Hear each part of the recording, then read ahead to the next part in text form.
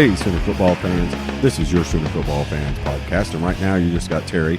Rob had family show up tonight, and he's spending a little bit of time with family. He's going to try to get here to the podcast palace as soon as he can, so we can talk a little bit of Oklahoma, West Virginia football. This is your tailgate like a champion.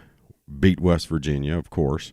We have our regulars on. We're going to get Hype Man Harry first, then Dan, the tailgater, and then, of course, we'll have Adrienne, the four switch on her beer. But, however, before we get started with all of that, the first thing you need to do is whatever you're listening to right now, whether it be YouTube, Spotify, Google Play Music, iTunes, whatever you're listening to on, follow us, especially SoundCloud. Now we're on SoundCloud. Follow us on SoundCloud. Follow us. Subscribe to us on whatever you're listening to. That way everything will download right to your phone. You never have to search for us again. Makes it simple and easy for all of us. And we want you guys as followers. As the time goes on, we're going to start getting fans back on here to partake in the podcast and talk about Sooner memories, what they think about the team and this season so far going on. Dan, the tailgater, is a blasphemous. I'll just let you know right now. Part of the reason why we're having this podcast, we weren't going to do a tailgate podcast this week, but Dan had something he had to share, was aching to share, and it's out on Twitter, and it is a lie. Blasphemy, Dan. We will get to you here momentarily, but first up on our tailgate like a champion, we got the man himself, Hype Man Harry. Boomer Harry. What's up, guys? Hey, man, what's going on? Boomer Sooner, guys. Well, I can tell. I'll just start off this way. I could tell by the text message I got from you Saturday night, you weren't happy. Oh, I wasn't. I was not happy. You can't. I think that I put it plainly. You cannot give up 40 can't. You just can't. No, it cannot happen. Kansas State, maybe because of the way that they play a little bit more offense. They're sometimes a little bit more offensively executable than, if that's even a word, than they are this year. But there is never ever a chance to ever give up 40 to Kansas. Well, it's bad. It wouldn't, honestly, as mad as it makes all of us, it wouldn't be that big a deal, if it was something that had just happened, but this defense just keeps getting worse and worse every game.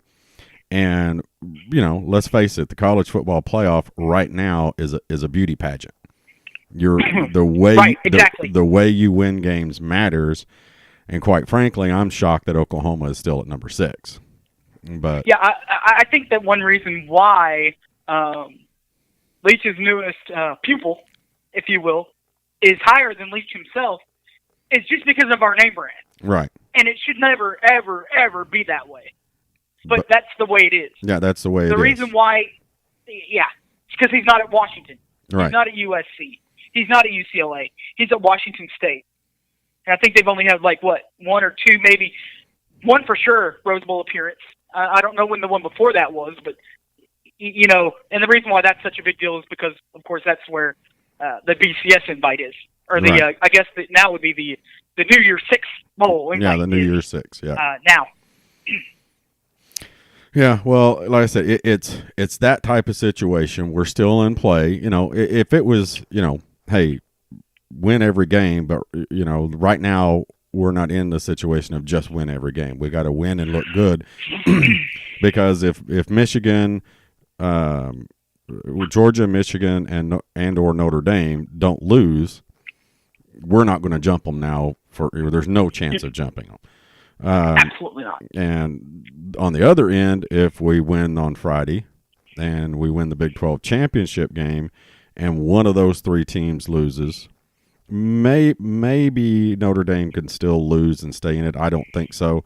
But if one of those three teams lose, we're going to jump up to 5 if Georgia loses, and then we'll be set to take Michigan's spot if they lose. Well, just think about this though, Rob. And this is bad news bears. I mean, this is 48 hours from now. If we're I guess the game would have just kicked off. So in about 25, 26, 27, 28 hours from now, if things don't go our way, we have now 2 losses. Right. It does not knock us all the way out of the college football playoff rankings. Oh, no. And at that point, it's West Virginia and Texas. Let's say Texas wins it, right? That means that Texas would play in New Orleans. Right. But like I said, still it wouldn't be that bad of a loss for us to lose to West Virginia. To where now we would be waiting on a New Year's Six invite. And I talked with Eric G about this. And this would be a worst case scenario. I do not want this to happen, but at that time, then you're talking about, what does ESPN want? Right. And I guarantee you, here's what ESPN would want. They would want one of two things. A, if Washington State does not win the Pac-12 tournament championship, it would be Mike Leach versus Lincoln Riley somewhere. Tell me people wouldn't want to see that. All right. Or even worst case scenario than that, all right? Oklahoma, with as great and powerful and as pretty as we are, right? Our former quarterback is the head coach of Central Florida. They are not going to make a run at this thing. I can tell you this right now. I don't care. The only way that's going to happen is if everybody loses. Right. And then they still probably don't even have a chance. So they get in for winning the whatever they're in now. What are they in now? The AA American Conference? Right. Well, see, here's the thing. If we don't win, get the automatic. If we don't win, they get the automatic invite. Yeah. They get the automatic invite. Right now, they have to find someone else to play. Oklahoma would be still pretty high in there to where, maybe we can get them an at-large bid. And don't tell me that also wouldn't be just a little bit intriguing for ESPN. Well, it would be Oklahoma, who fired their offensive coordinator, who is now the head coach at Central Florida, going up against a guy that by the way, he's the quarterback for. Right. Don't tell me that also doesn't get ESPN a little juiced up. Right. Excited. And in that scenario, I really wouldn't want to be Oklahoma. Right. Because I guarantee you, Central Florida would want to be there. It will be much like what Josh Heupel went through when we played Boise as our offensive coordinator, to where Boise wanted to be there. Late in the game, we said maybe, and then Marcus Walker comes up with the interception, and then we're fine. Hey, we can finally do this. We're in this game. And then the play that I really don't ever want to see ever again. You can ask Rufus about it. He'll give you the 5-0 on that. Oh yeah, but see, if we don't win, tonight, because this podcast is coming out on Friday. If we don't win Friday night, it's going to be very difficult for us to get into a New Year's Six bowl, because those are reserved for conference champions and conference runners up. We won't even be second place in our conference. We'll be third. Oh yeah, you're right. That would be West Virginia, wouldn't it? Yeah, West Virginia. So we may end up going to the the Cotton Eye Joe Bowl. But remember, in that case, also West Virginia has to be high enough to accept that bid. You're right. Because I think that you have to be in the top. I think you have to be in the top 20 to even be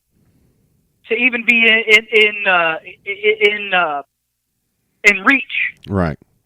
And in that scenario, Oklahoma would be in reach, and with a third loss, West Virginia just wouldn't be. Yeah. So the bottom line is Oklahoma is playing for their entire season the next two games. And what scares me, guys, what also scares me, and this is another worst case scenario. I always bring up the worst case scenario part, but I'm watching my boys right now from Oklahoma, Florida, from the whatchamacallit on the TV right now, replay, right? Yeah. Last year we had one of, if not the best point guards in the country. Okay, and about midway through, he said, "Okay, you know what? We just beaten Kansas that we just played in football.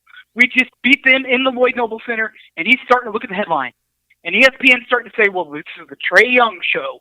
This, that, and the other." And he's starting to look for the money. I'm worried about if that happens to Kyler. Because let me tell you, and I talked to one of my baseball friends before the OU game the other night. If it wasn't for his baseball guy, Kyler Murray, where would this team be right now? You answer for that one for me real quick, Rob. Where would this team be right now without him? Right. Not very good. Maybe 5 wins. Maybe. Yeah. We lose to Oklahoma State. Well, we definitely lose to Texas. We did anyway, but we lose to Texas. We more than likely we lose to in Lubbock. Because he had the 2 interceptions. I'm not sure, but he's such an athlete and he's such a good player that he was able to overcome those first 2 turnovers. Right. I don't know. I don't know if the backup quarterback, Mordecai, or the other guy, I forget his name. I don't know if they're able to come back from 2 costly turnovers. That actually set them up. Didn't that set them up in the red zone there? Oh yeah, they got 2 touchdowns out of it.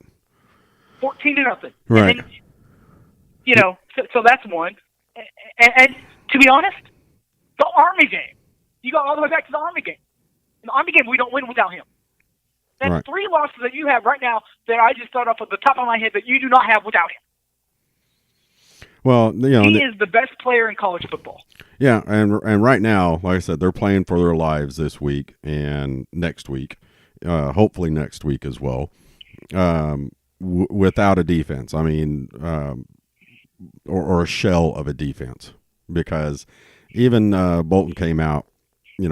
I saw an article today that he can't promise that they'll fix the defense, but they're going to, that was the quotation. Well, of course you can't fix the defense now. We're at the end of the season, for crying out loud. The defense isn't going to get any better.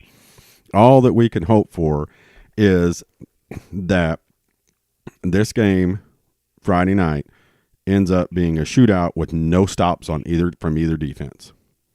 Because if West Virginia gets a couple of stops and gets turnovers like their defense can, Oklahoma's screwed, because our defense isn't going to get any turnovers. We're not going to get any stops against these guys. We stop the run, they're just going to start going over the top. We take away the pass, which I don't know how we're going to do that, because we can't cover a bed with a blanket. Right. If we do stop that, well, look what Kansas did. They had a guy named Puka put up 240 something yards on us. Now, I will say that your buddy Puka, he's not a terrible player. He was a 5-star recruit. No, he's not a bad player. I don't know how he got out to Kansas, but maybe Bill Self stuck him some money under the table, saying, you know what, when you're done, put on a little bit of weight for you, and we'll redshirt you. We'll put on a little bit of weight, and we'll let you play power forward. Yeah. But quite honestly, he was a 4. He was a 5-star kid. He was a really, really super kid player. But the point is, but to my point also, Rob, the rest of those guys on the offensive line, they were probably not that. They're probably low 2, high 3-star kids. They're not 4-star kids like he is. You very rarely find that. And by the way, what the best part, I don't know if you've heard this, and we'll talk about the West Virginia part in a second. The greatest thing that I heard was that we're probably not going to get the Eric Van show part 2 next year. Right. Now, I don't know if you've heard about this, right? But one of the reasons, and Puka has come out and said this, one of the reasons why he did not go to LSU is because of, do you know the answer to this? Oh, yeah. He didn't like Les Miles. Yeah, he did not like Les Miles. And who's the head coach there at Kansas? Here in about 2 weeks? Les Miles. Yeah. So, by the way, speaking of that, how crazy would it be, right? You fire your coach. You say you're out of here, right? How crazy would it be if it really came down to it again, back-to-back, Oklahoma, West Virginia, and all those Texas people bought all those tickets up after they beat us and said, you know what, maybe we'll see y'all again, and they bought them all up before anybody else could, and then they fall on their face twice. But, hey, you know what? The point is they're 60 minutes away from getting there. But how great would it be if they fall on their face? Oh, yeah. Again. They lost their last time. Yeah. I'm just saying. They lost their last time. It could happen. Now, I mean, now, given that this Texas team is way, way, way, way, way more talented than that 17-win Texas team was. Yeah, but this Texas defense is statistically worse than Oklahoma's defense. They're the 85th. Oh yeah, I'm just talking about that one scenario. Yeah, I'm just talking about that one scenario of a few years ago where they beat them in Lawrence, and I'm just saying that this team is different. It's not even. Well, it might be the same quarterback. yeah. It might be the same quarterback. How healthy is what's his name? They're saying he's going to play, but he's got that shoulder problem. That's interesting, guys. Yeah, that's interesting. Bouchel was the quarterback that game. I'm just saying. Yeah, I mean, it would be hilarious for that to happen, but I mean, but back on the West Virginia game though, it is just the simple fact that if West Virginia gets any stops, Oklahoma is screwed. Because we're not going to be able to stop them. If we get, we got 4 stops against Kansas, for crying out loud. Every other time they had the ball, they scored.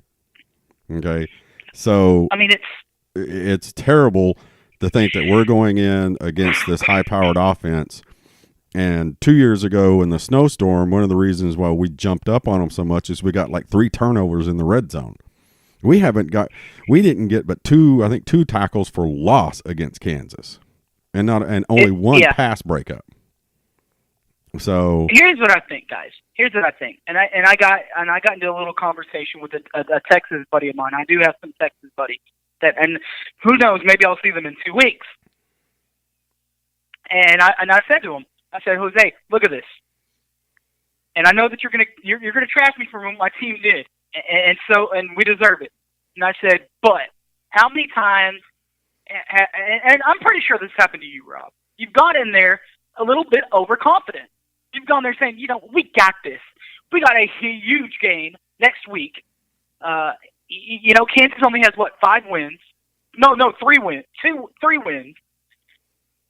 They're firing their coach. They're bringing in Les Miles. It's over. It's over. They are done. We could easily beat these guys by 60. It's easy for us to say as fans. But when the players start hearing that, and when the players start believing that, it gets in their head a little bit, and it gets them a little bit cocky, and they start overlooking. And they say, well, you know what, if I make this mistake this week, I can overcome it next week. You know what I'm saying? Like, they kind of overlook the opponent. You don't want to do that. And that's and I'm hoping, fingers crossed, I'm hoping that's what happened, and that we're going to come out a little bit more crisp on defense. Just a little bit more crisp on defense this week. Okay, a lot more crisp on defense this week, because we gave up 40 to Kansas. Right. And that's what it's going. I mean, it's going to be a shootout, but it's going to be, West Virginia beat Oklahoma State, and they turned the ball over 4 times. Okay, so imagine what they'd have done to Oklahoma State had they not had 4 turnovers. So it's not going to be an easy task for this defense to do anything against these guys. So what we're going to have to rely on is point by point by point by point, and I guarantee you, Lincoln is going to realize that. And you're not going to see us go for field goals very much this weekend. If he kicks a field goal on any drive, I would be shocked. Because even if what you have to understand. Yeah. Even if it's 4th and 15, he's going to go for it. Yeah. Yeah, this is what you have to understand football-wise too, is that the Kennedy Brooks fumble. If not for that, we go in and score. By the way, I think his knee was down. So that's one more score that you can add to the board. So we score 60, which is better than the 50 that I said, by the way. Yeah. I just want to say that right now. But also at that point, we didn't punt last week. Right. Austin Seibert didn't do anything last week. All he did was go in there and knock in a couple PATs. By the way, he missed one. You never see that. But other than that, he was amazing. He was great on kickoffs. That's going to be big too, because they're going to have some speedy guys back there waiting to return these kicks. Right. Okay, Harry. Here's the deal. We're not picking scores this week, though. Okay. We're picking the winner, and then we want to know how many points total these teams are going to put up together. Because I think what's the over under, and it's something like 85 or something like that is what 85 or 86. Yeah. which I'm sorry, that's low. So you're picking OU to win, right? I am. I'm a little hesitant on it, but I am. The main reason is in my videos, I always call this part of it November to remember. Play games to remember. In games to remember in November, Oklahoma is pretty good. West Virginia, historically, isn't very good. And, I think that with us having an opportunity to go for 4 consecutive conference championships, I think that means something to them. I really do. And the score. You guys want to score too, right? Nope, not a score. How many points are going to be total? Total points. Total points scored. The over-under. You set your over-under. What do you think is going to happen? Both teams, I'm going to say... I'm going to say 100.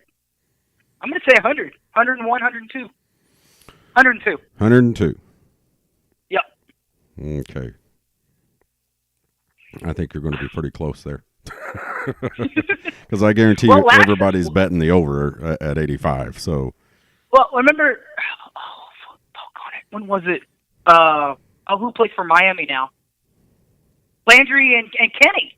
Remember that game? That game, what was that, like 52-49 at the end of the game? Yeah. And West Virginia still had a chance to win? Yeah. Holy cow. So, all right, Harry. I remember that game. I remember that game specifically. Because my mom. Well, here's the thing: is that's one of the few. That's the one that I missed. I didn't go. I went when Trevor played, but I didn't go to this one. So I'm at the house, and it's like it's a primetime game. It's a night game, so it's about 11 o'clock at this point. My mom's already asleep, and I'm like, "Come on, yeah!" And I'm like, I'm excited, a little bit, but I don't want to wake everybody up in the house. But Kenny catches the pass, and I'm like, wait a second. They still have to go 80 yards. Who's to say they can't do it? Oh, yeah. Because that's the game. Yeah. No, that's the game they had, Rob, who is it for my Cowboys now? Wide receiver. Kayvon Austin. Austin, okay. Is that not his game? Right? Yeah. Yeah. So if they would have kicked the ball to him, he probably would have gone for the touchdown. Yeah. They didn't know how to defend him that game. Yeah. He did everything. Running back, receiver, kick returner. Well, Harry, hey, always love your insights. We got your number. We got your numbers down. I have a bone to pick with Dan the Tailgate that I got to get to right now. Oh, I've seen that. Yeah. Okay, I'll just say that. Hey, but you know what? The best thing you can say is, it is. Let's see. It is 7:39 and Texas sucks. Yep. Finally, well, finally. See you guys. Boomer Sooner. Boomer man. And as always, our good buddy Hype Man Harry always has an interesting take, and we always appreciate his input on it, on the games and what he's looking for. One of the biggest fans that you'll meet out there. Loves going to the games, loves talking Sooner football, and we love talking Sooner football with him. Unlike this next asshole, who puts this stuff out that he's got something to share with everybody, and then blasphemies. We got Dan the Dictator. I mean, the Dick Man. Dan the Tailgater. Boomer Dan. Boomer Terry. Boomer Rob. Oh, so you go to Texas and you flat out, turn into Judas on me, right? Is that what happened?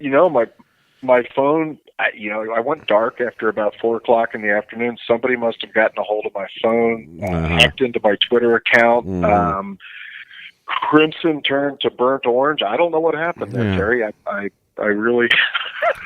Well, I can tell you, I have photos too, and next year I will be meeting Miss Tailgater. Oh, yes, So- you will. just don't ever put an Ohio Suckeyes jersey on me. Yeah, So just remember, you can ask people that work for me. I am one of the funnest and best practical jokers out there, and I love doing it. But when I get you, it's generally epic. So it is coming. As epic as somebody who calls themselves the biggest Sooner fan wearing burnt orange. Yeah, I mean that's. Yeah, see, this is one of those stories like my dad used to tell me. Okay, when I was becoming a young man and still under his reign in his house, was that if you ever my dad was disabled from the Vietnam War, so. Okay. I have to always preface that because he always said and he only had use of one arm. One of his legs was, Gotcha. He could barely use it. And he always told me, if you ever think you can whoop me, you probably can. But just remember, you have to sleep and I own a baseball bat. Okay. So that's how I was raised, Dan. Okay. I gotcha. And I knew that what that meant for my dad was it may not be 2 nights later. It may not be 2 years later. I could have been 32 years old. Okay. And this man show up at my house with a baseball bat and beat me with it, saying, "You remember when you were 16?" So, yes, sir. Yes, sir. Yes, sir. I totally understand, but I'm claiming I had no complicity in this whatsoever. Again, my phone was hacked. People got my Twitter account. Might have been some people that actually had met you at the OU tailgate. The week before. Now you're going to blame it on my new friends. Okay. So, okay. Would never do that, but. I can't. All I can say is I looked at that picture and I looked at the original one, and it's almost impossible to tell which one's the real one. No, we know which one's the real one, and so. No. What was your initial reaction when you saw the picture? I can't. We've tried to really keep the podcast clean. Okay. And Rob is a lot better at it than me and Caleb. I mean, Rob is like an angel compared to me and Caleb. So I'm glad that I didn't pull it up while you were on. If I was like, okay, I'm going to wait. I'm going to look at this picture because there were some words beginning with F and names I called you that began with F, and we'll just leave it at that. just think of the good marketing publicity that we did to the Sooner podcast. Oh yeah, I've never seen so many comments on Twitter. Yeah, I do things on Twitter to build people up. And what do? I try to promote my friends, promote them, and what do? Well, you told me I had to go down to Austin as an undercover agent. This is what I came back with. So, okay. Okay. But well, we did have some fun down there. I did wear my Sooner socks to the tailgate in the game, and every opportunity I got, I took pictures with people, and I'd raise my pant leg up, and they wouldn't have any idea what I was doing, but there were my big old OU red socks sticking out right next to their burnt orange outfits. So it was pretty epic. So did you have the balls enough to stand up in the middle of the tailgate and yell "Boomer Sooner"? Not only did we do that, but my daughter's boyfriend, when they were playing the what the heck is the Eyes of Texas song? Yeah, no. He danced on. They had a dance floor in this tailgate. This tailgate setup was absolutely sick. We'll talk about that another time. But he danced to it the whole time with doing his horns down. Now this kid's about 6'4", 250, so pretty much the entire place could see him dancing, and they weren't going to say anything to him. Now let's remember their fight song is not the Eyes of Texas. It's I've been working on the railroad. Whatever that fight song is, you know which one I'm talking about. I've been working on the railroad, the 2-year-old song. That song, yes, that one. At the point that song was playing, I'm not even sure what continent I was on, because it had been a pretty long day. Like you said, that could have been one of those where I woke up and had no idea where I was. Yeah, I kind of had one of those myself Saturday. So, I could tell. I got some pictures and. Yeah. Well, my oldest daughter was in charge of me, and let's just say she's a chip off the old block, so there wasn't a whole lot of guidance. Yeah. So it was, I was left defenseless, quite frankly. Well, my wife and I decided, that we weren't going to go into the game because it was starting to get cold. It started getting dark, and the cold front moved in. So we sat out the tailgate, walked around all the tailgates watching it, and I just kept getting madder and madder. And when I'm upset like that watching a football game and I have beer around, I drink more. So you do the same when you're happy, too. Yeah. No, not as much when I'm happy. I can hold off when I'm happy. It's a different kind of drinking, right? Yeah, it's so I just, as the night wore on, and then afterwards, and sat there for a little while with the Roughneck fellas, the Roughneck alumni, for a little bit, and yep. And then about the time everybody started to break down, it's about 2 hours after the game, the wind started blowing about 40 miles an hour. Oh my! And so we basically just tossed the heavy stuff and consumables in the car, lowered the canopies down, and went home. And me and my buddy that came from Missouri, comes down here every year. We went out there about 9 o'clock Sunday morning and got the rest of it. But my wife said, Teresa was like, "You were just like being mean, hollering at me to get in." I was like, "I wasn't being mean. I was freezing to death." Okay. The wind was blowing 100, and I was like, "Let's just lower it down and go home. I'll come get it tomorrow." "No, I don't want to leave this." And it was, "We're leaving the damn thing here."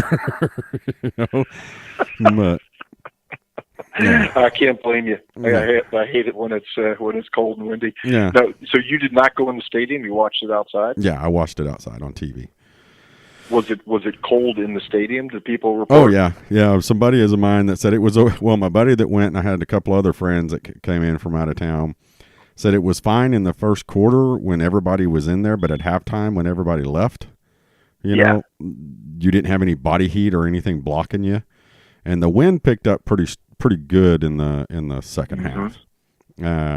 And then at the end of the game, when it was all said and done, and it was, like I said, when I don't know, I want to say 10:30ish when we were getting ready to get everything down, the wind just picked up really hard, and so wow, yeah, it was like we were starting to get, and I was just like, get the generator in, the TV in, let's get the ice chest, the food, and everything else.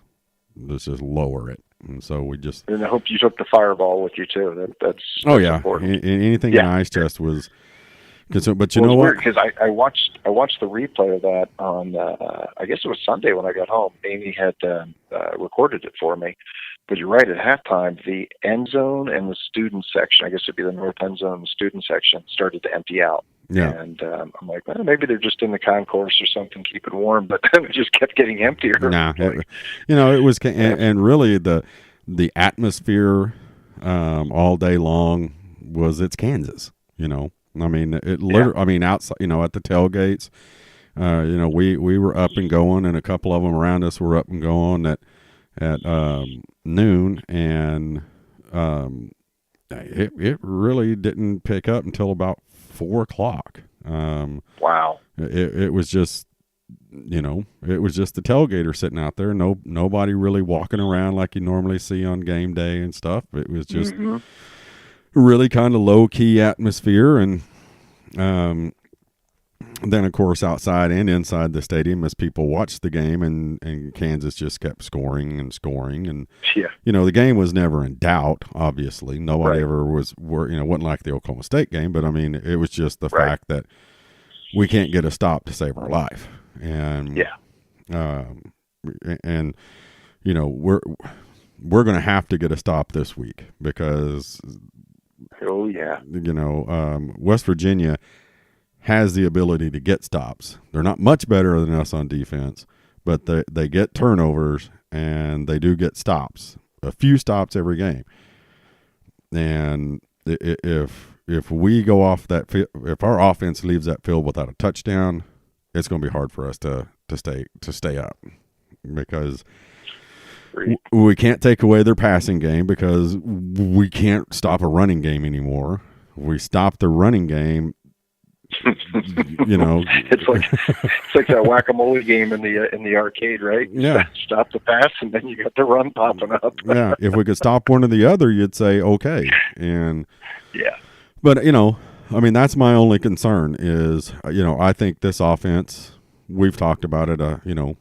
What are we on our 12th game? We talked about it for 12 weeks. This offense is going to score 40, 50, 60 points a game. Right. It's just whether or not our defense can keep somebody from scoring 40, 50, 60 points a game, and I don't know that they can stop this team. They couldn't stop Oklahoma State. And, when they would get a stop, they'd turn around and give away, 2 big plays. So this game is literally the one that's going to come down to turnovers and stops. I mean, if West Virginia West Virginia beat Oklahoma State turning the ball over 4 times last week. Yep. Okay, so and our defense doesn't create turnovers. No. I don't know if it was Blinken Riley who put a stat out somebody did recently on Twitter in the last 2 days about OU being at the bottom right now in D1A for turnovers created. Oh yeah. Yeah, like 127 out of 129 or something like that out of the total teams.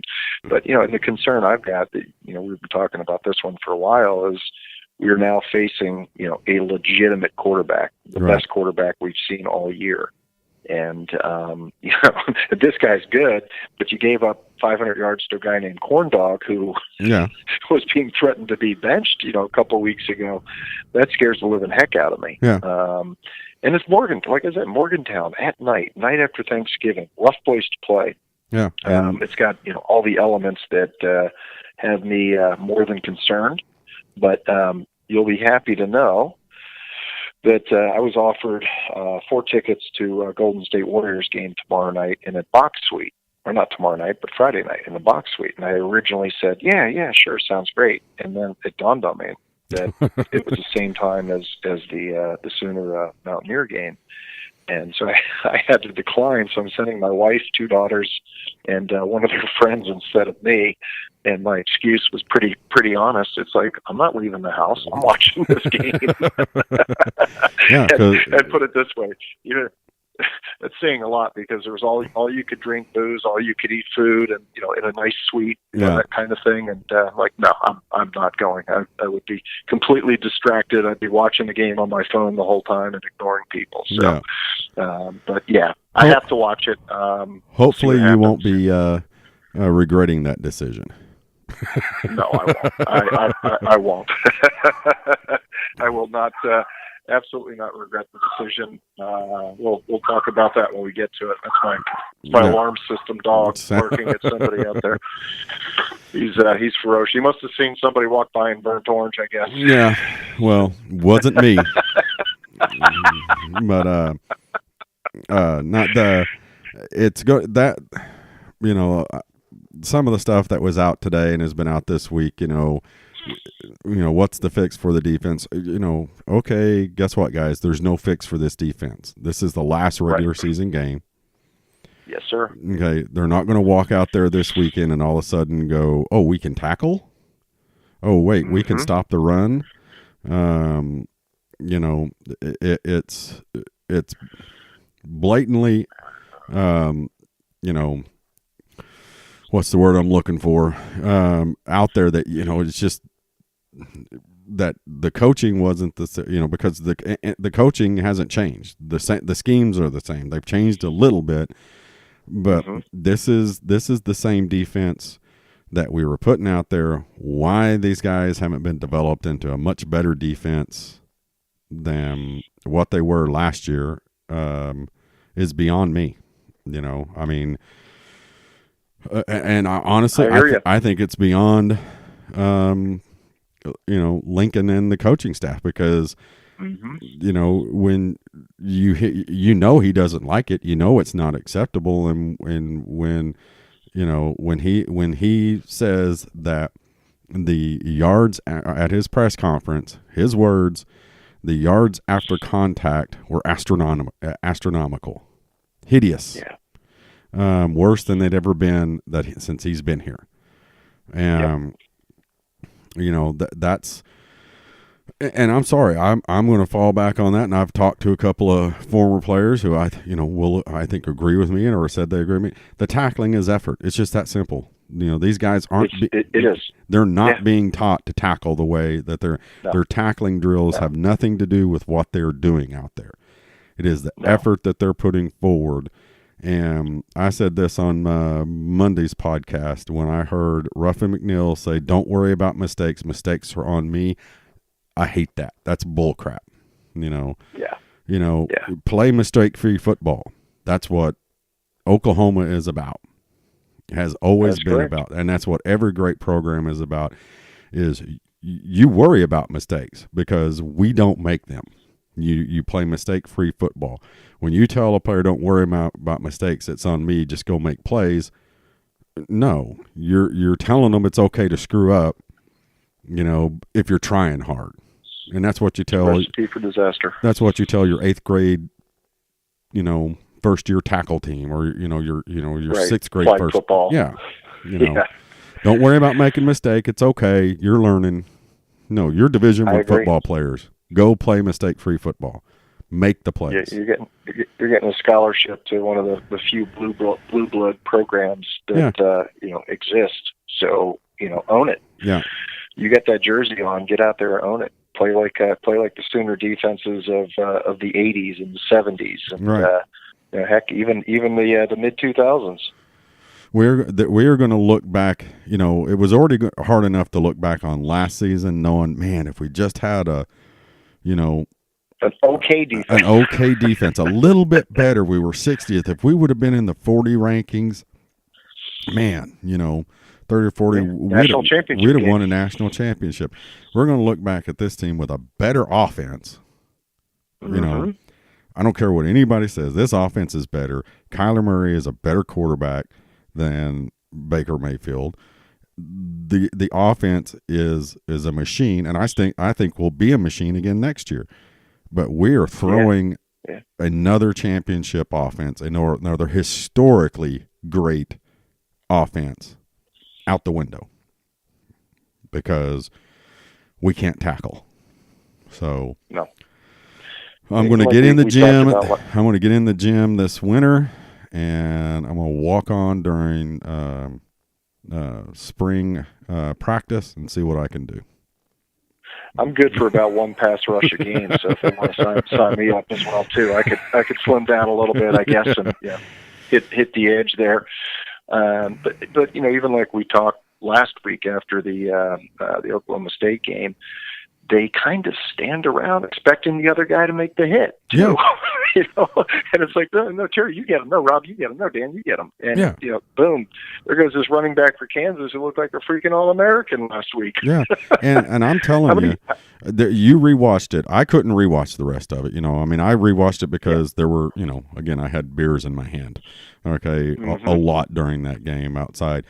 And when I started, I had to turn it because there were literally plays when Puka got around the end. It looked like our corners were jogging. Yes. It looked like it was like, oh crap, he got the edge. Somebody's got the angle on him. Okay, dun. I mean, come on, man. I know. I mean, like I said, Puka looked like first team All-American. Yeah, 240 plus yards. 240 plus yards. On 15 carries. Okay, he averaged like 17 or 19 yards a carry. That is ridiculous. Yeah. They better be glad it was a home game because if I'd have been the coach, every one of them dadgum defensive guys would have walked home. So, we're in Lawrence, Kansas. Y'all be there before we get back. You understand? So I want to make a bet with you then. Okay. If we get through the West Virginia game, obviously we win the Big 12 championship. You absolutely have to go try out as a walk-on for spring ball. Deal? I'll show up there in my old, I'll go buy some old bike, The spandex bike shorts, the coach's shorts back in our days. Yeah. Some high top socks. Awesome. And high top socks all the way up to the top, knee braces on, everything. Yeah, and a half shirt, the old under the shoulder, half shirt. Yeah, the old under the belly hanging out, the under the shoulder pad shirt, that they used to have. Oh yeah, yeah. Perfect. Walk out there with a beer in one hand and a cigarette in the other.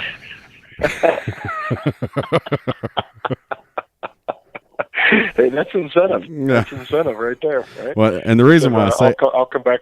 The reason why I say that is one of my favorite players of all time, of course, is Jack Lambert. Okay. Yeah. And I was watching It's a Football Life or something, one of those deals on the NFL, and they had Howie Long on there. And Howie was a Raider, and but he made his first year. He made the all pro. Made all pro. He was there at practice, and Lambert hadn't showed up. And he said, they were doing walkthrough, they had helmets and shoulder pads and they were doing all this stuff and working on stuff. And they were getting ready to go live a little bit. And Lambert comes walking out on the field. He said, I'll never forget. He comes walking out, pads on, looking like he'd been out all night, and with a cigarette hanging out of his mouth, out of his face mask. Gets in the huddle and he points at the line. He goes, all right, you sons of bitches, you keep them off of me and I'll make the tackles. So, all right, we have an idol for you then, a role model. Yeah, but I think we're going to win. I just think this offense is good enough. Score on anybody, and we play mistake free on offense for the most part. West Virginia doesn't. Mm-hmm. They can turn the ball over. They can stop themselves. Oklahoma rarely stops themselves. So, which is sad. I'm sitting here looking at my Twitter feed, and I don't even want to look at it anymore. Good God. Don't worry. I'll do you a solid after this. Yeah. I'm getting 58, 59, 70, notifications. Look at all that good publicity we got. Yeah. It's fantastic. That was, I can't take credit for that. I can only say that I was part of the idea. No, I can't tell you who else was in on it either. Well, here's what we're doing tonight, okay? And you get to pick a winner, okay? But you got to pick the combined score. Oh, that's easy. My over under is going to be higher than the Monday Night Football game. So I'm guessing. I'm going 50. Are you picking 56, OU? 54. Oh yeah, picking OU 56-54. So 110 that points. Big game. 110 points. 110. 110. Yeah, I picked the right offensive score again last week. I just I missed the defensive score. I think I picked 50. Well, hell, that's easy. We all get that one right. I mean, that one's right. Yeah, just pick 50 something, and you're good. I think I did 55-44, and it was 55-40. Right? Yeah. But I think the over under right now is at 85, and I guarantee you there's people betting their life savings on the over on that thing. Oh, I'm taking the over. Yeah, easily. And where are you watching the game? Well, I was planning on it being a nice, quiet. Well, not really quiet. Me and Rob would be over here, of course, and my son and my wife, and now apparently, half the town's coming. I don't know who all's coming. But nice. But no, it's not that. We got a couple people from Tailgates around us, are kind of come by. Rob's going to be here, our neighbor, so we'll eat some leftover turkey sandwiches and have a few beers and hopefully not have to scream at the TV too much or like the Oklahoma State game. I was sitting in the stands. I couldn't hardly yell when something good happened because I was just like, why yell? They're going to turn around and score on us, so I'm wasting good cheers. So So your beer intake will be tightly calculated with the way that defense plays, right? Here's the thing: I'm going to buy a limited amount of beer so I can stop that from happening. All right, I'm going to get a hold of Rob and make sure he has a backup stash in his trunk. No, because I know I won't go get any more, and I dang sure know that Teresa won't go get me anymore. So. So, she wants to keep the palace intact, right? Yeah, she'll be like, no, go, you're good. So that's the plan. Awesome. Is I'll just have a, limited. No, it'll be a nice time. What are you're staying at home alone to watch it? You're not doing any tailgates? I will be home. I think a couple of the guys are going to come over as soon as the gals all depart for the basketball game. They'll slip in the back door, but it's been raining, so I'm not going to be able to open up the outside bar. So we'll be inside. Be ample alcohol and whatever's left over from Thanksgiving. Yeah. So are you not doing a tailgate somewhere this weekend? Nope. I am staying home. 2 weekends in a row back in the Southwest has taxed this old boy here, spiritually, physically, mentally, and I'm also broke now. Well, I got to thank everybody who's come to the tailgates. I forgot to thank them the other day because I always buy ample enough beer for myself and others. Okay. But everybody also brings beer, and I tell them, hey, they put it in the ice chest, and I tell them to take it or whatever, but they always leave it. I did not have to buy a single drop of alcohol last week at the Kansas game. I think we probably left about at least a half a case in your cooler 2 weeks ago. Now I will tell you there was Coors Light, which I don't drink, Budweiser, yep. Bud Light, Ultras. Let's see what else was in there. Oh, a Busch Light. Guess who left that one? That's Blinken Riley's drink of choice. Gotcha. I told him I would save that for the next time he was here, and some Coronas. So when my wife's like, well, on Friday getting ready, she's like, do we need to go get? Well, we did have to buy the Fireball, but she goes, do we need to go get beer or anything? I was like, nope, the beer fridge is full from last week. So I didn't have to buy any beer. That's a good thing about being the host. Yeah. I kind of have the same thing with my refrigerator here because I've got the outdoor backyard bar that people just kind of come over to if I'm not out of town. Yeah. And they bring beers with them too. Even though I have a keg, I get all kinds of extra beers. But I was going to tell you, speaking of Fireball, at the first of all, the guy who hosted the tailgate at UT was awesome. Just a great guy.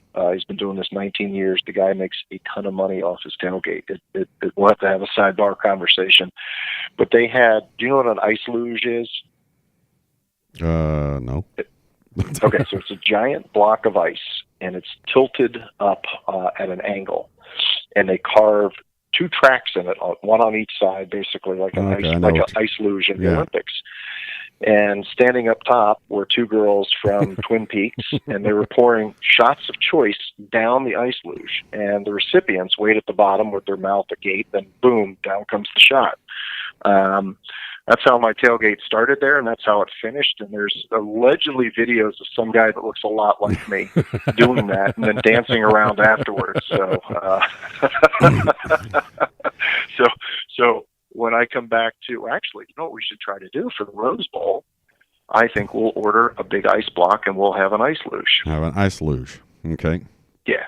Yeah, and that's how you and I are going to drink Fireball that day. I'll be wearing that Ohio State shirt, and you'll be wearing your burnt orange. Yeah, now, like I said, I drink other liquors. My drink of choice is beer. I'm a beer drinker, okay? Yeah. I love margaritas. I'm a margarita person, too, but my wife... Yes, sir. My wife says margaritas don't love me, and so I don't know what that means. But little Dr. Jekyll. Yeah. And my birthday actually is February 22nd, which is National Margarita Day. So that's one time I get to indulge in massive margaritas. But I'll partake in shots every now and then. But I'm just a more casual, sit back, have a beer and enjoy it. And but I've been known to drop a few Jaeger bombs and Vegas bombs and whatever bomb somebody throws in front of me. But I generally, so I've heard. generally those nights, end in darkness, and Well, apparently that's what happened to me Saturday in Texas. You wake up and go, oh crap. If it weren't for these things called pictures on your phone, I don't think I could recall half of that day. Yeah. It always bothers me when my wife goes, well, do you remember? And I'm like, oh crap, what'd I do? when she starts that. Should I? Yeah. Should I remember this? Do you remember that you said la da da da? No. No idea. But well, Dan, hey, we need to get to Adrienne now. We had to rework the schedule, around her, of course, the lady of the bunch. Of course. But enjoy your Friday night. Well, have a great Thanksgiving. I forgot to tell Harry happy Thanksgiving. So Harry, happy Thanksgiving. Have a great Thanksgiving with your family, and then enjoy the guys' night with your buddies coming over. Are you going to have any Twin Peaks ladies at your house? I was hoping, because there were three of them at this party that Twin Peaks donated to this guy's tailgate. They're walking around with a fireball bag, giving shots, and then doing the shots off the luge. So, now the bar's been set pretty high, Terry. So we're going to expect that next year when I come back to Norman too. But listen, happy Thanksgiving to you as well, and I'm sure we'll be texting during the game on Friday night. Hopefully, they're going to be positive. Yeah, positive. No F-bombs. Yeah. So, but again, man, happy Thanksgiving, and we'll talk to you next week. Okay, buddy. You too, Terry. All right, Boomer. So I'm extremely happy to get the asshole Dan off the phone, and he told me that he was fixing to go clear up everything wrong that he did. So I just let him know, as y'all heard, he will have hell to pay. It may come in 10 years, but it's coming back. But we're moving on to Rob and I's favorite part, and Rob is still not here. But we have the self-proclaimed queen of tacos and beer, our favorite witch, Adrienne. Boomer, Adrienne. Boomer. Aren't you glad I didn't say, yo, Adrienne, like Rob? I really missed that. I miss Rob. Where is he? He was at home. He was literally fixing to leave his house, and one of his kids showed up with his girlfriend and brought him dinner. Oh. So. Oh, well, yeah, I'd probably be like, hey, I'm out. Yeah, and I think they're kind of doing a little Thanksgiving dinner tonight. He's actually coming over to our house for Thanksgiving tomorrow. Oh, that's nice. We're going to do Thanksgiving here at the old farm here in Toto. Yeah, the farm in Toto. Uh-huh. You're not going to go deer hunting this weekend? Oh, I probably will, but it won't be tomorrow. Probably be Saturday morning. Okay, cool. I said my daughter's just down the road from you in LaFleur. Go say hi. Well, I'm just gonna go find her and be like, "Hey." It's easy to find. They're the Wheats. If you get into LaFleur and go where their whole family lives on a road that they named after themselves. Oh, nice. Yeah, it's Wheat Way. That's if you go. How do I get to the Wheat's house? They'll go. Well, when you get into LaFleur, turn left and just go like 5 miles, I think, and Wheat Way is on your right. So. Oh, okay. My location's a little more undisclosed than that, and I'm not telling y'all where it is because I don't need any creepos coming out here in the middle of the night getting themselves shot. Yeah, so, and I know, we know what goes on in southeastern Oklahoma. All kinds of crazy stuff. We used to, in my younger days, my dad and I, he used to take us hunting down in, the Hartshorn area, Poto, Tallahassee. He knew a lot of folks down there, and he would, now it's not this big of a worry, but back then it was stills. And he would always tell us, if you trip over a wire or you walk onto a still, just turn around and walk off. Yeah, just turn around. It's fine. If you see people walk, it goes, what will get you in trouble or get people upset if you go up and talk to them.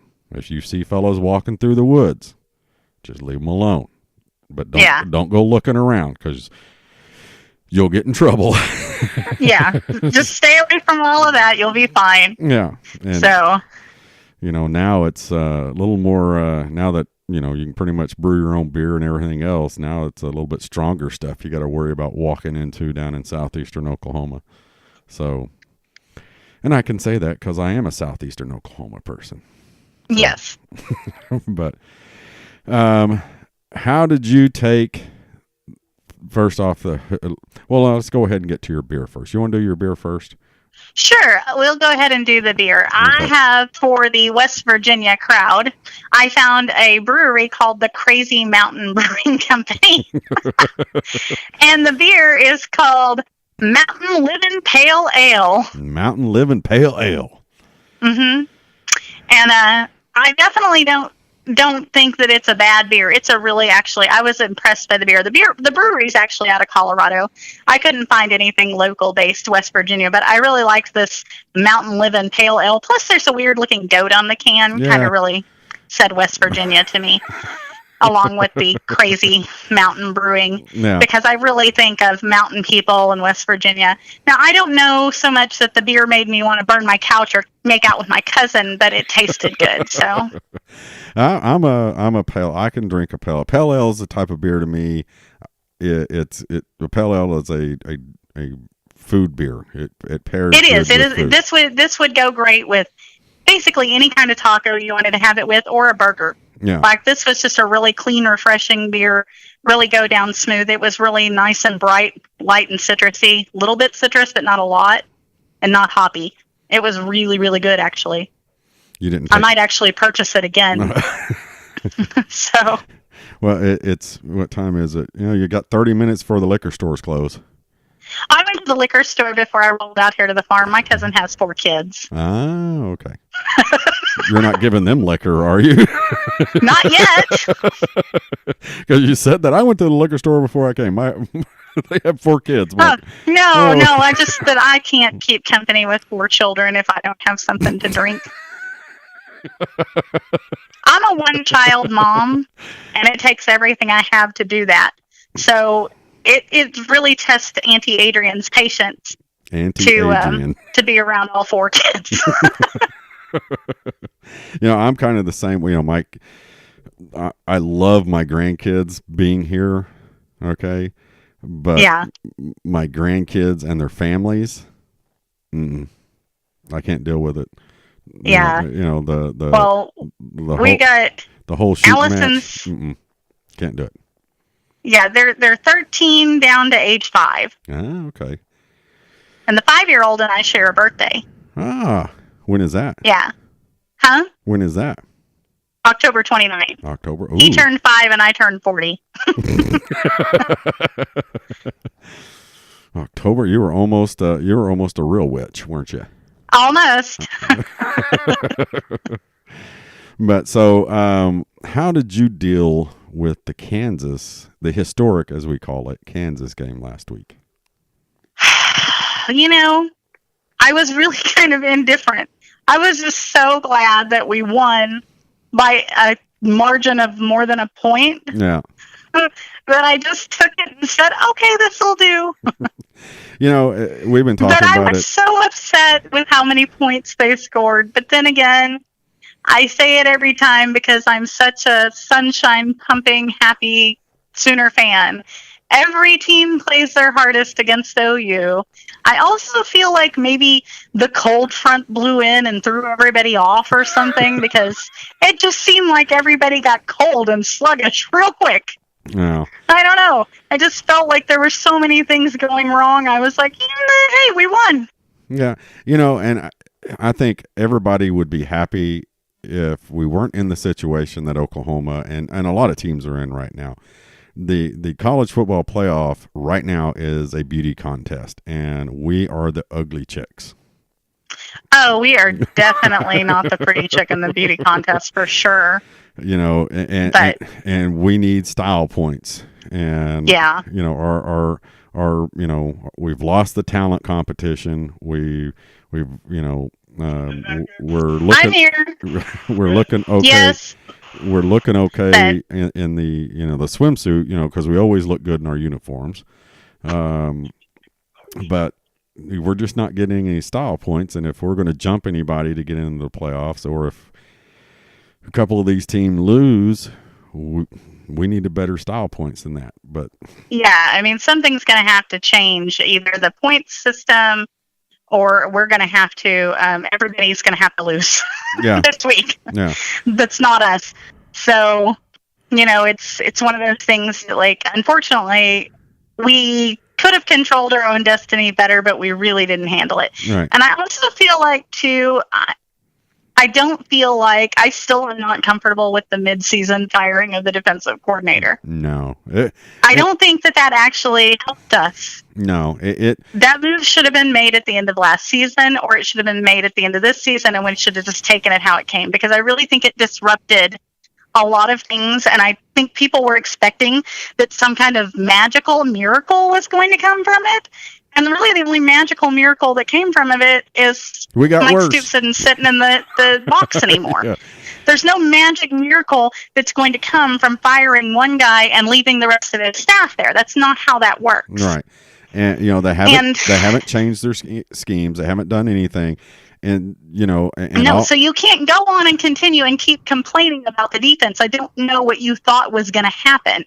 Right. The bottom line is that everybody wanted to blame Mike Stoops, and people, which is fine. You can blame him, but it wasn't going to do you any good to cut ties with him mid-season. Right. And here's the proof in the pudding. You fired Mike Stoops, and the defense didn't get any better. Statistically, it got worse. So the people who were preaching it's not players, it's Mike Stoops, it's the coaching that's the problem, you were wrong. Okay? It's not the... I talked to 2 former players this past weekend, and I'll be talking to them again. Former OU players, okay, that have played at that level and higher. And if you listen to them on the radio shows as well here locally, every one of them will tell you what's wrong with Oklahoma is not schemes. Some of it, yeah, but it's effort. Tackling is effort, period. Yeah. Because nobody on any coaching staff in the world is teaching people to tackle like Oklahoma is tackling. They're not taught that. So what are they doing? They're not paying attention to their coaching. They're not doing what they're they're not practicing their coaching, what they're coached. And when it comes game time, they're being lazy and running out. An arm tackle is lazy. A shoulder tackle is lazy. You're not taught to do that. You're taught to run your shoulder through them. I feel like the tackling is a definite issue, and I feel like the tackling is absolutely an effort thing. I do not feel like we lack the talent. I don't feel like any of those kids lack the talent. I don't feel like any of those kids were recruited under talented. No. I feel like every single one of them was. I think that part of getting people to put in the effort is coaching, but it's not 100% coaching. Yeah. Like, you have to have somebody that you trust and want to play for and want to be there for. But at the same time, you're playing football at that level, likely on a scholarship. You should be putting in that effort regardless. Right. And, our whole defensive backfield was recruited by Alabama, by Georgia, by LSU, by Florida. They were all recruited by those guys. They were highly touted. And exactly. And there's going to have to be changes made deep into and this is Lincoln Riley's second biggest decision he's ever made as far as coaching, because he can't leave that defensive staff intact. He can't. Yeah, you've got to find the right staff, and you have to decide, is this player the player? All right. And if he leaves Ruffin McNeil as defensive coordinator and happy with the progress he made, this fan base will ignite. Okay, because we're all talking about it. There's already people out there, and I don't agree with them. There's already people out there saying, this is just a Texas Tech. Good old buddy staff. He's got everybody. We hired the strength coach from Texas Tech. That worked with him at Texas Tech. We hired Ruffin McNeil. That was his. Ruffin was his mentor. I don't have a problem with Ruffin being on the staff and coaching. He's not the defensive coordinator we need. Yeah, no, and I think that if you are a program like Oklahoma, he knows that, and he knows that he's going to have to go out and he's going to have to get that defensive coordinator. Right. He's going to have to find somebody, and I think he knows that, and I think he wants that. But I don't think he was prepared to deal with all of this in the middle of the season. Right. But I think there was a lot of pressure there to do all of this stuff, and it was just, to me, for one thing, it's just a bad look. Yeah. Well, I've always thought that programs that fire coaches mid-season are just looking for an out to blame something on. Blaming our one loss to Texas, yes, they're our rival, whatever, but blaming that and not just, going all the way back. Like, if you weren't going to fire him after the Rose Bowl and you were going to give him another chance, you might as well ride it out to the end of the season, and then at least you save face and you don't look like those programs that are like, oh, yeah, well, we have no other answer for you, so here. Right.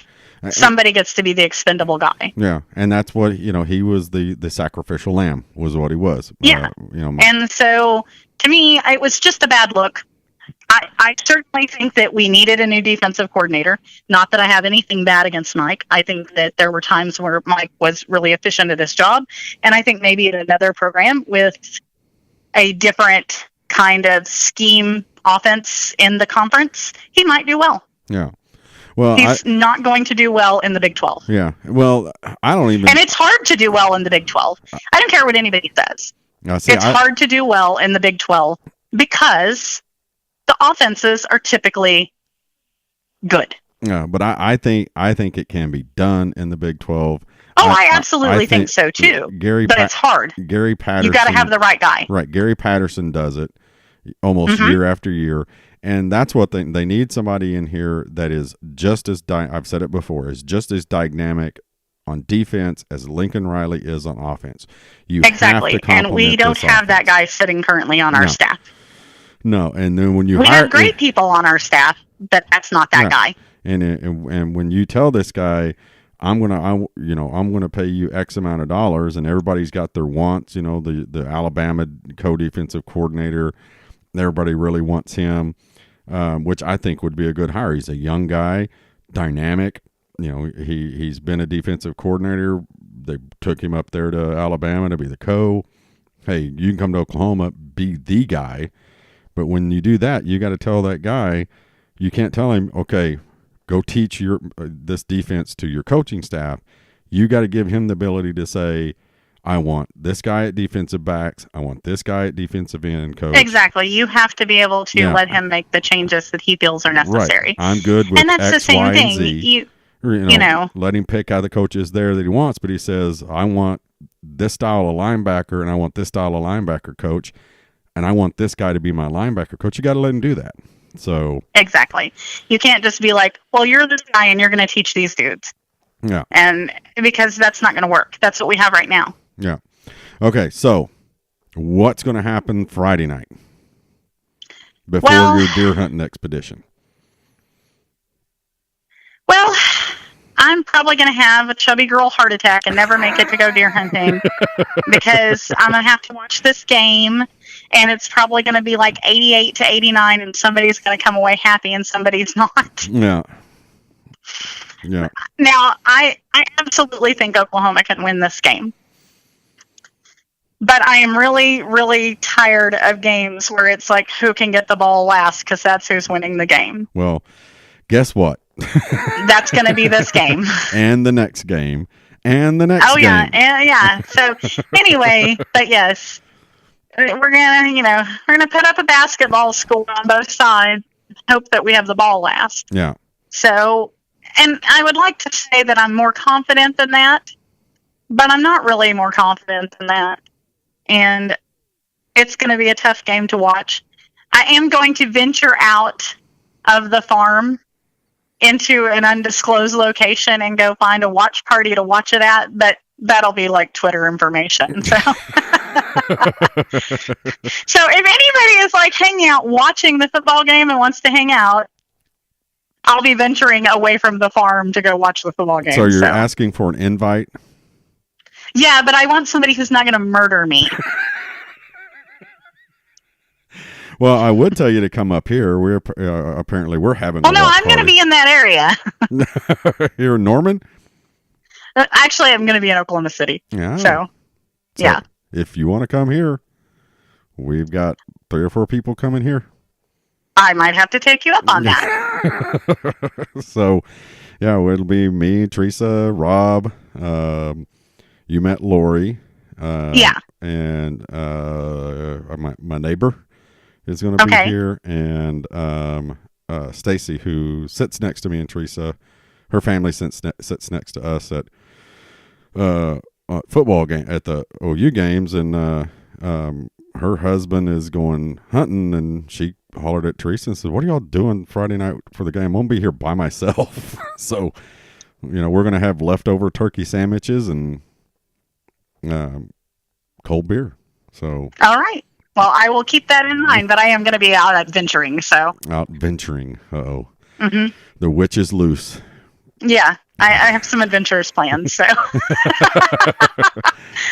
are you going Black Friday shopping? Oh God, no! Okay. I'm going to find breweries. Well, when you go through Krebs, you got to stop at Pete's place, right? Yes. Yeah, that's where the Chalk Brewery's at. Yeah. No, I'm not going Black Friday shopping unless the breweries are having sales. But so what we're doing for the game, okay? Well, I say we, because I'm used to Rob being here, but instead of picking a winner and the score of the game, what we're doing is pick a winner and what's the combined point total. Combined point total is going to be 126. 126. And OU's going to win. Well, you and I are kind of on the same boat. You've got 126 and I got 116. You may be closer than right, because it may be 65 to hell. It may be 160 right now. If I lived in Vegas, I would go take all my life savings and put it on the over, because it's at 85 right now. I'm like, are you kidding me? Neither one of these teams are going to stop each other. So no. West Virginia's defense isn't all that stellar. No, and let's face it, West Virginia or anybody else that we play can bring out their local high school team to run a couple of series and they'll score on us. So that sounds terrible, doesn't it? But it does sound terrible, and I was so sad that Kansas scored 40 points. But like I said, I just made myself indifferent to it because I kind of already knew. Well, the thing is, I had this feeling that that's how it was going to be. You were never worried about Kansas going to win the game. Oh God, not even. Yeah, but I was just so worried that they were going to score so many points. Yeah, and you sit there going, "Are you kidding me?